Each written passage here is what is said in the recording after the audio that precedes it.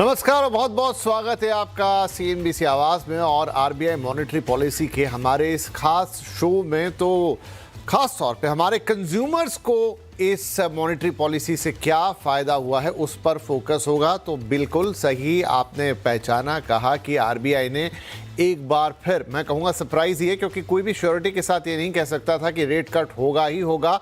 उम्मीदें ज़रूर थी, लेकिन आरबीआई ने तोहफा दिया है रेट कट का। 25 बेसिस पॉइंट या 1/4% रेट कट किया है और जो नया रेपो रेट आ गया है 5.25% हो गया है। रेपो रेट यानी वो रेट जिस पर से बैंक, रिजर्व बैंक से पैसा लेते हैं, यानी ये ब्याज उनको आरबीआई को देना पड़ता है। ये अगर कम होगा तो बैंकों को सस्ता पैसा मिलेगा, तो आगे वो भी आपको सस्ता पैसा दे पाएंगे, यानी कि आपको सस्ता लोन मिलेगा। और संक्षिप्त में बोलूं तो आपकी ईएमआई छोटी आएगी। अगर आप कोई नया लोन लेने जा रहे हैं तो वो आपको छोटी ईएमआई रहेगी, आपकी जेब में समाने वाली ईएमआई रहेगी। और आपका कोई एग्जिस्टिंग लोन है तो उसकी ईएमआई भी अब कम होती हुई दिखाई दे सकती है। और भी फिगर्स हैं, एमएसएफ रेट वगैरह, लेकिन खास तौर पे जो हमारे दर्शकों के लिए इंपॉर्टेंट है वो ये 25 बेसिस पॉइंट का रेट कट अब 5.25% हो गया है रेपो रेट। और ये याद दिलाता है उन दिनों का वो कोविड काल। आप देखिए जब ऑलमोस्ट इसके आसपास ही रेपो रेट आ गया था और हमने हिस्टोरिकली लो ब्याज दरें देखी थी। लोन पर 6.5% पे होम लोन मिलने लगा था, 7-8% पर अन्य लोन मिल रहे थे। तो क्या एक बार फिर से वैसा मंजर देखने को मिलेगा? अच्छा, एक और इम्पॉर्टेंट बात मैं जो आपको बता दूं, ये साल बहुत इंपॉर्टेंट रहा है कोविड के बाद से। एक कटौती हमने कोविड में होते हुए देखी थी, फिर लगातार जो है रेपो रेट बढ़ता गया, लोन्स महंगे होते चले गए। लेकिन इस साल के शुरू में एक सिलसिला शुरू हुआ था, रेपो रेट कटना शुरू हुआ था। तो कुल मिला के इस साल 4 कटौती हुई हैं और 4 कटौतियों में 1.25%, 1.25% रेपो रेट में कटौती यहां पर आ गई है। जो 6.25 था वो 5.25, जो 5.5 था वो 5.25 हो गया। ऐसा माफ कीजिए, 6.5 था वो 5.25 पर आ गया। यानी 1.25% की कटौती अब तक इस साल में हमने देख ली है। राइट, तो इससे आपको यानी कंज्यूमर को क्या फायदा होगा, उपभोक्ता को क्या फायदा होगा, वो अब अपने क्रेडिट को कैसे मैनेज करे। अगर आप कोई लोन लेने का सोच रहे हैं तो अब आपको क्या ध्यान में रखना है। ऑलरेडी अगर आपका कोई एग्जिस्टिंग लोन है, और इंपॉर्टेंट हो जाता है, उसमें रेट कट का फायदा आपको मिलेगा। जनाब, आपको अपने बैंक से बात करनी होगी, पर ये सब होगा कैसे, इस पर आज पूरा फोकस करते हैं, पूरी बातचीत करते हैं। हमारे साथ 2 खास मेहमान इस कार्यक्रम में शामिल हो रहे हैं। कंप्लीट सर्कल कैपिटल के पार्टनर, वेस्ट जोन के हेड विकास पुरी, और रूंगटा सिक्योरिटीज के certified financial planner Harshvardhan Rungta. आप दोनों का ही बहुत बहुत स्वागत है। अच्छा, आप दोनों से पहले एक क्विक सवाल पूछता हूं, एक 2 जवाब में उनके जवाब दीजिएगा। हर्ष जी, क्या आपको उम्मीद थी कि रेट कट आएगा इस बार? तो विपिन जी, आरबीआई गवर्नर ने अपने इंटरव्यू में ऑलरेडी कह दिया था कि एमपीसी का झुकाव जो है वो इंटरेस्ट रेट घटाने की तरफ है। हमने इन्फ्लेशन रेट्स भी देखे थे कि जो बहुत ही अच्छे इन्फ्लेशन का जो हेडलाइन इन्फ्लेशन है वो बहुत कम आई थी। ग्रोथ पे फोकस है, तो यस, कहीं ना कहीं ये उम्मीद बनी थी कि ग्रोथ को बढ़ावा देने के हिसाब से, और क्योंकि इन्फ्लेशन कंट्रोल में है, तो रेट कट आ सकता है ये। लेकिन हर्ष जी, कई बार बनती है। विकास जी, क्या आपको उम्मीद थी? क्योंकि जीडीपी का जो नंबर आया था वो भी बढ़िया आया था, 8% से ऊपर का, तो ग्रोथ तो ऊपर ही जाती हुई दिखाई दी। लेकिन क्या फिर भी उम्मीद बनी थी कि रेट कट होगा? धन्यवाद विपिन जी। देखिए, हर्ष भाई ने बिल्कुल सही बोला। और आप देखिए समीकरण जिस तरीके से गवर्नमेंट और आरबीआई का बैठा हुआ है कि इस बार गवर्नमेंट जो इस फाइनेंशियल ईयर में कंजम्पशन को लेके बहुत ज्यादा जो था फोकस था उनका, जिससे आपने देखा आपका टैक्स स्लैब्स में कटौती हो गई, जीएसटी में कटौती हो गई। तो आप देखें डायरेक्शन जो गवर्नमेंट की थी वही उसी डायरेक्शन की दिशा में आरबीआई भी चल रहा है। और ये मुझे लगता है कि थोड़ा सा एक्सपेक्टेड था ही, बिकॉज जिस तरीके से टोन बना हुआ था एमपीसी का, तो लग ही रहा था कि रेट कट आ सकता है। और इन्फ्लेशन, जैसा हर्ष भाई ने बोला, कि बहुत ज्यादा कंट्रोल में था और रियल ग्रोथ हमारी बहुत अच्छी हो रही है विपिन जी। इतना अच्छा जो एक इस समय जो सिचुएशन है, इस केस में आई थिंक उनके पास बैंडविड्थ थी एक और रेट कट करने की। तो फाइनली रेट कट तो हो गया। अब एक सिर्फ अच्छा लगता है बात करने में कि क्या ये उम्मीद रही थी। ऑनेस्टली मेरे मन में 50-50 था, हो भी सकता है, नहीं भी हो सकता, लेकिन फाइनली ये हो गया। कई बार ऐसा मौका आता है कि लगता है एविडेंट है, हो ही जाना चाहिए, लेकिन नहीं भी होता है, लेकिन हुआ। चलिए, तो ये तो सबके लिए अच्छी बात है। हर्ष जी, तो अब इस रेट कट के बाद 5.25% पर आ गई है रेपो रेट, यानी कि जैसा मैंने जिक्र किया कि लगभग वो वहीं पे जहां पर वो हिस्टोरिकल कट्स हमने देखे थे, एक बड़ा मुद्दा ये भी रहता है कि आरबीआई तो ब्याज दरें घटा देता है, लेकिन बैंक्स उसमें थोड़ी कंजूसी करते हैं। थोड़ा आपसे सिनेरियो लेना चाहता हूं। जैसे मैंने कहा, इस साल अभी तक एक साल में 4 कटौती हो गई और टोटल जो नंबर है 1.25% का, %1.25% काट दिया है उन्होंने। कितना पास ऑन हुआ है अब तक? तो विपिन जी, अभी जो बैंक्स लोन देती हैं वो ईबीएलआर को बेंचमार्क समझ के लेती है। सो ईबीएलआर बेसिस पे देती है, जो एक्सटर्नल बेंचमार्क लेंडिंग रेट। तो पहले क्या होता था, एमसीएलआर मेथोडोलॉजी थी। जो बैंक्स लोन देती थी वो marginal cost of lending rate को ध्यान में रखते हुए रेट्स डिसाइड किए जाते थे कि बोरोवर्स को कैसे दिए जाएंगे। अब एमसीएलआर के अंडर में क्या होता था कि जब आरबीआई रेट कट करता था तो वो एंटायर बेनिफिट जो है वो कंज्यूमर्स को नहीं जा रहा था, वो बोरोवर्स को नहीं पास ऑन किया जा रहा था। जैसा आपने सही बताया कि मान लीजिए आरबीआई ने अगर 50 बेसिस पॉइंट्स इंटरेस्ट रेट कम किया है, तो जो एंड कंज्यूमर है, जो बोरोवर है, उनको वो पूरा 50% या 50 बेसिस पॉइंट्स पास ऑन नहीं किया जाता था उनके। आप मान लीजिए, एक तो ट्रांसमिशन लेट होता था कि आप जब बोरोवर्स के लिए कट करते इंटरेस्ट रेट, वो उसमें लैग था। दूसरा था कि अगर 50 बेसिस पॉइंट्स आरबीआई ने कट किया है तो पूरा 50 बेसिस पॉइंट पास ऑन नहीं किया जा रहा था। फिर आरबीआई ने ये रेगुलेशंस चेंज किए और कहा कि आप ईबीएलआर बेसिस पे, जो एक्सटर्नल बेंचमार्क लेंडिंग रेट है, उसके बेसिस पे अपने लोन्स को तय करेंगे। तो ये आज की तारीख में जो रेपो रेट है, मान लीजिए 5.25% है। अब इसमें बैंक्स को एक लिवरेज दिया गया है कि आप अपने रिस्क असेसमेंट के बेसिस पे आप अपना रिस्क प्रीमियम चार्ज कर सकते हैं। तो 5.25 बेस रेट बन गया। इसके ऊपर कस्टमर के सिबिल रिकॉर्ड्स या उनके रिस्क पैरामीटर्स पे आप अपना रिस्क प्रीमियम ले सकते हैं। तो पिछले एक साल में, जो फरवरी से आपने जैसे बताया कि 1.25%, जो 125 बेसिस पॉइंट्स का रेट कट हुआ है, जितने लोन्स ईबीएलआर पे हैं उनको वो पूरा का पूरा फायदा मिला है। तो ये बहुत अच्छा हुआ है कि ट्रांसमिशन तुरंत होता है, और अगर आरबीआई ने रेट कट किया है तो उतना उन्हें बेनिफिट बोरोवर्स को पास ऑन करना है। तो रियल सेंस में जब से ईबीएलआर इंट्रोड्यूस हुआ है, बोरोवर्स को रेट कट का फायदा रियल टाइम पे और पूरा का पूरा बेनिफिट मिल रहा है। विकास साहब, अगर जिनका वैसे तो अब अमूमन जो रेपो रेट है वो इसी बेंचमार्क, माफ़ कीजिए, जो लोन है वो इसी बेंचमार्क से कनेक्टेड है, लेकिन फिर भी बहुत सारे लोगों का ऐसी शिकायत रहती है, खासतौर पे होम लोन वालों की। तो क्या उनको एक बार अपने बैंक से संपर्क कर लेना चाहिए, उन्हें वो बात समझ लेनी चाहिए, वो देख लें, एक बार चेक कर लें लिखित में, या आजकल तो ऐप पे पता लग जाता है कि भाई आपका एक्चुअल रेट ऑफ इंटरेस्ट है कितना? जी जी बिल्कुल, क्योंकि अब क्या होता है विपिन भाई, जो हाँ जी, आपके विकास जी से सवाल। जी, जो एग्रीमेंट रहते हैं, जैसे होम लोन एग्रीमेंट होते हैं, तो उसमें ये सब चीजें मेंशन की होती हैं। बट होता क्या है विपिन भाई, जैसे एज ए इम्पल्सिव जो डिसीजन होता है हमारा, या एक एंजाइटी होती है कि हमारा होम लोन सैंक्शन हो जाए, हम जल्दी से फिर उसके ऊपर एक्शन लें, तो बहुत सारे लोग इग्नोर कर देते हैं इस चीज को। लेकिन हर एक इंडिविजुअल का जो है इंटरेस्ट रेट के ऊपर, क्योंकि आप जितना मर्जी बोल लीजिए कि बेंचमार्क रेट्स क्या है, हर एक बैंक का एक अपना जो तरीका होता है बैंक को अपना लोन देने का, उसमें मल्टीपल क्राइटेरिया है कि अगर वो जॉब करते हैं तो उनको क्या रेट देना है, कोई कॉर्पोरेट टाई अप होगा तो उनके साथ एक प्रेफर्ड रेट होता है, अगर कोई लार्ज कॉर्पोरेट्स होती हैं जैसे, या मान लीजिए सवाल था एग्जिस्टिंग लोन वाले पे। कई बार ये सब जो बात है उसके बावजूद भी वो रिफ्लेक्ट नहीं हो रहा होता है वहां पे।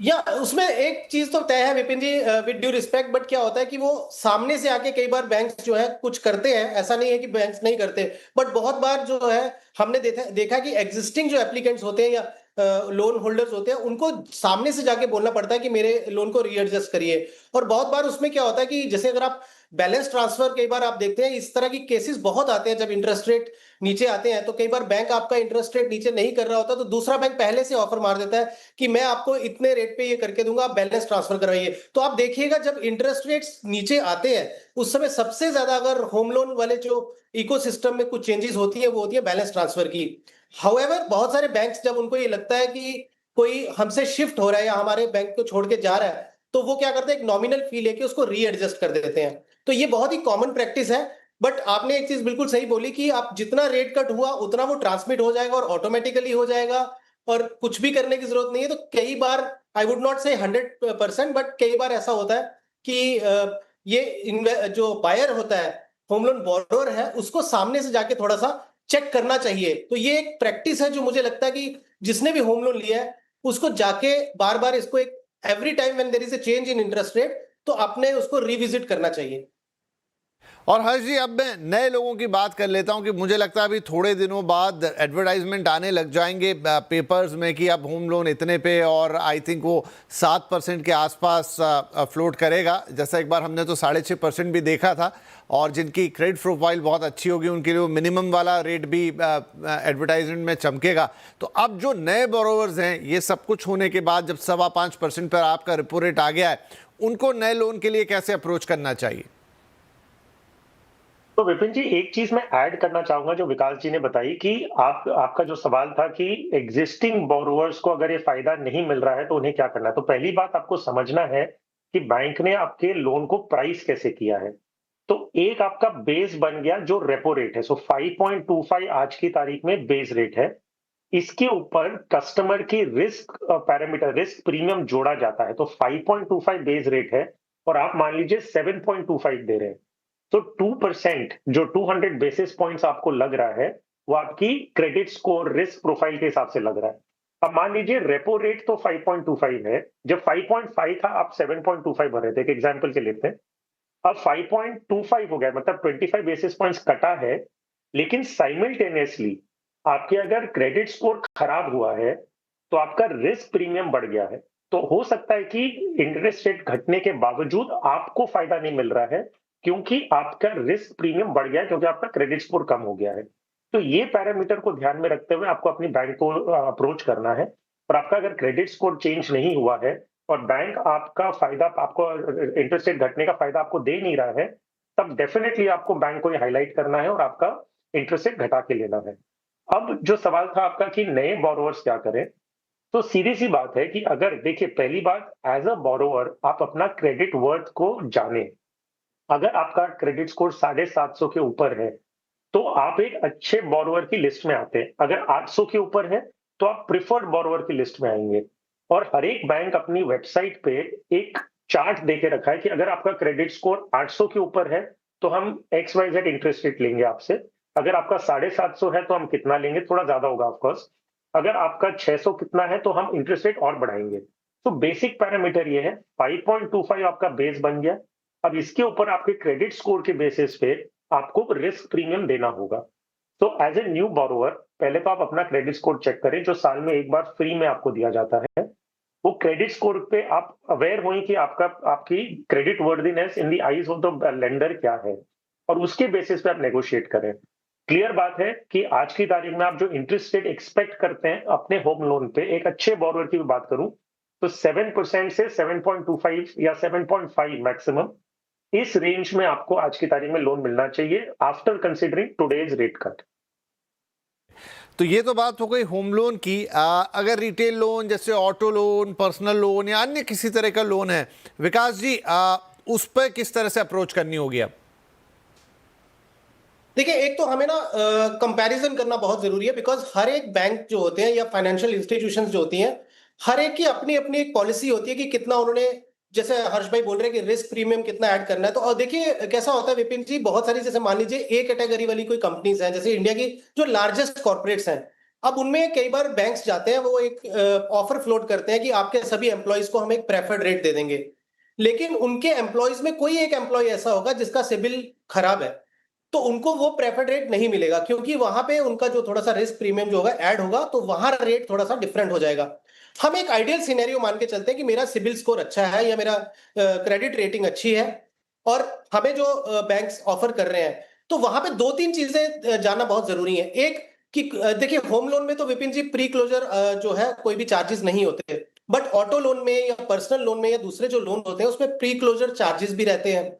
अब कुछ बैंक्स के जो है नॉर्म्स होते हैं कि उनको विद इन 6 मंथ्स तो कुछ नहीं, उनको चार्ज लगेगा, 6 महीने के बाद उतना चार्ज नहीं लगेगा, 1 साल के बाद बिल्कुल भी नहीं लगेगा। तो इस तरह एक एग्जाम्पल दे रहा हूं। तो लोन लेते समय 3-4 चीजों का ध्यान रखना बहुत जरूरी है। एक तो आप मल्टीपल इंस्टीट्यूशंस के पास जाके आप देखिए कि सबका ऑफर क्या है। उस समय बहुत ज्यादा इंपल्सिव होने की जरूरत नहीं होती। आप प्री क्लोजर चार्जेस देखिए कि क्या प्री क्लोजर चार्जेस हैं, फिर क्या रेट पे उनको जो है ऑफर मिल रहा है। तो ये 3-4 जो फैक्टर्स हैं उसको देखने के बाद ही किसी लोन को लेना चाहिए। जिस तरीके से हम किसी मॉल में जाके अगर 10 जगह पे काउंटर पे जाके एक शर्ट खरीदने में हम इतना टाइम लगाते हैं, तो मुझे लगता है जब हम एक बड़ी चीज खरीद रहे हैं, लाइक होम लोन ले रहे हैं या कार लोन ले रहे हैं या कोई और पर्सनल लोन ले रहे हैं, तो भी हमें जरूरत है कि हम अलग अलग बैंक्स का जो है वो इवेल्युएट करें कि हमें किस तरीके का ऑफरिंग मिल रही है और मेरे लिए क्या सही है। बिकॉज कई बार ऐसा हो सकता है विपिन जी कि अगर रेट नॉमिनली आपको थोड़ा सा कम मिला, लेकिन जो फोरक्लोजर चार्जेस हैं या दूसरे चार्जेस हैं वो बहुत ज्यादा है। एक और चीज है विपिन जी, प्रोसेसिंग फी, ये भी एक कंपोनेंट होता है जो लोन लेते हुए लगता है। ये भी देखना बहुत जरूरी है कि क्या आपको कोई ऐसी इंस्टीट्यूशन बोल रही है कि मैं प्रोसेसिंग फी आपकी कम कर दे, माफ कर देंगे, लेकिन इंटरेस्ट रेट जो उनको लग रहा है वो हाई है। तो वहां पे ये कैलकुलेशन करना जरूरी है कि आपका जो लंबे टेन्योर के लिए लोन चलेगा उसमें जो आपको इंटरेस्ट कंपोनेंट या आउटफ्लो आपका जाएगा वो कहीं कहीं अधिक होगा आपकी प्रोसेसिंग फी से। तो ये भी एक आप मैं बोलूंगा तो एक अच्छी तरीके से स्टडी करके ये सारे एस्पेक्ट्स देख के फिर ही आपको जो है अपना लोन फाइनल करना चाहिए। जी ठीक है, तो इन बातों का ध्यान रखें। अब जो भी लोग नए लोन लेने जा रहे हैं और अब एक बहुत ही ल्यूक्रेटिव जगह पर आ गया है वो रेपो रेट या वो ब्याज दरें, जहां से लोगों को लगेगा कि हाँ भाई ये मेरे बस का है, ये ईएमआई मैं मैनेज कर पाऊंगा। यहाँ लेंगे एक छोटा ब्रेक, लेकिन लोन लेना कोई बहुत अच्छी बात भी नहीं है। तो किस परिस्थिति में कि सस्ता लोन मिल रहा है या सेल लगी है तो मैं ले लूं? नहीं, this is not fair, this is not right financially.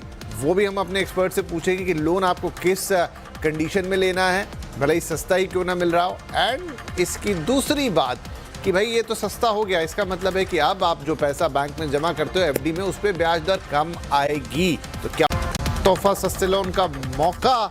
और वो इसलिए क्योंकि आरबीआई ने अपनी क्रेडिट पॉलिसी में रेपो रेट को 25 बेसिस पॉइंट और घटा दिया, जो घट के 5.25% हो गया पूरे साल में। 1.25% की कटौती है, 125 बेसिस पॉइंट की कटौती, जो कि बहुत बड़ी होती है। और इसका कुल जमा बात ये कि आपके लिए आप लोन काफ़ी सस्ता हो गया है साल भर के अंदर। ईएमआईज़ काफ़ी छोटी हो गई हैं, और चाहे होम लोन हो, ऑटो लोन हो या किसी और प्रकार का लोन, या पहले से ज़्यादा अफोर्डेबल है।